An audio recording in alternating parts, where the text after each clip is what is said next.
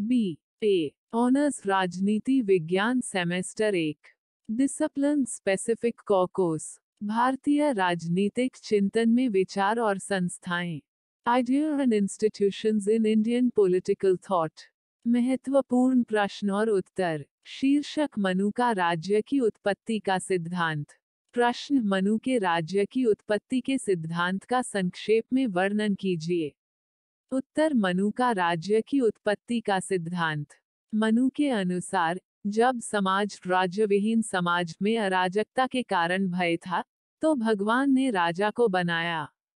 इंद्र पवन यम सूर्य अग्नि वरुण चंद्रमा और कुबेर के अनंत कणों को मिलाकर राजा बनाया गया था उन्होंने राजनीतिक दायित्व का एक दैवीय सिद्धांत प्रस्तुत किया जो प्रजा को राजा का पालन करने का निर्देश देने के लिए तैयार किया गया था और यहाँ तक दावा किया कि भले ही राजा एक शिशु हो उसका सम्मान किया जाना चाहिए क्योंकि वह वास्तव में मानव रूप में एक देवता है प्रजा की रक्षा करना राजा का प्राथमिक कर्तव्य माना जाता था क्योंकि यही उसकी रचना का कारण था उनसे सभी जातियों और व्यवस्था की रक्षा करने की भी अपेक्षा की जाती थी उन्होंने राजा के एक महत्वपूर्ण कर्तव्य के रूप में गलत काम करने वालों को सजा देने का भी उल्लेख किया है सजा का प्रावधान सामाजिक व्यवस्था को बनाए रखने के लिए आवश्यक था और बदले में प्रजा को उन करों का भुगतान करने के लिए बाध्य किया जाता था जो राजा द्वारा सामाजिक कल्याण के साथ साथ कठिन समय के लिए खजाने का निर्माण करने के लिए उपयोग किया जाता था ऐसा माना जाता था कि एक राजा जो अपने कर्तव्यों में विफल रहता है वो मृत्यु के बाद नरक में जाएगा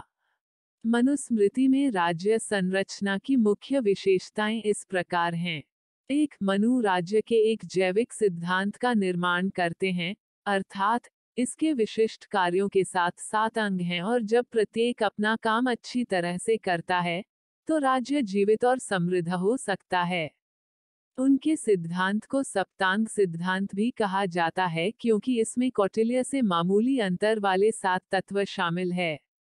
मनुस्मृति में उल्लिखित 7 तत्वों में निम्न शामिल हैं 1 राजा 2 मंत्री 3 राजधानी 4 राष्ट्र राज्य 5 खजाना 6 सेना और 7 सहयोगी 2 राजा संरचना के लिए महत्वपूर्ण है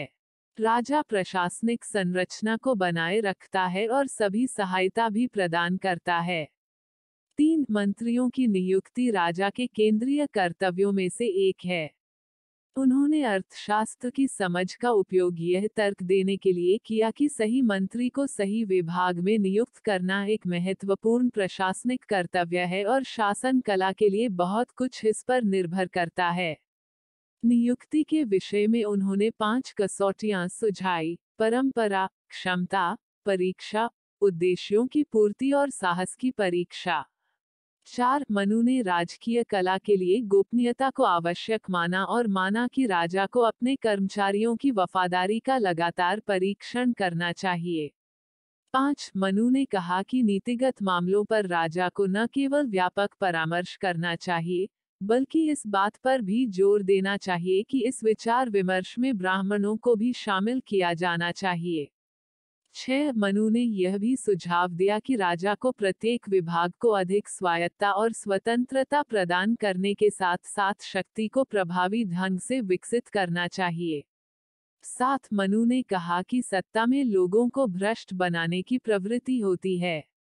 अतः उन्होंने प्रशासनिक अधिकारियों पर सतत निगरानी रखने का सुझाव दिया 8 उन्होंने दृढ़ता से कहा कि राजा को जनता के लिए एक पिता की तरह व्यवहार करना चाहिए और एक अभिभावक के रूप में वह अपने लोगों के जीवन को बेहतर बनाने के लिए बाध्य था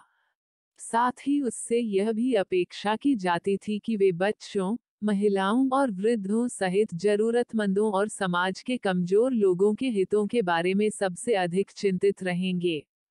9 उन्होंने कहा कि राजा को जरूरत पड़ने पर विभिन्न जानवरों की विशेषताओं को प्रतिबिंबित करना चाहिए जैसे कि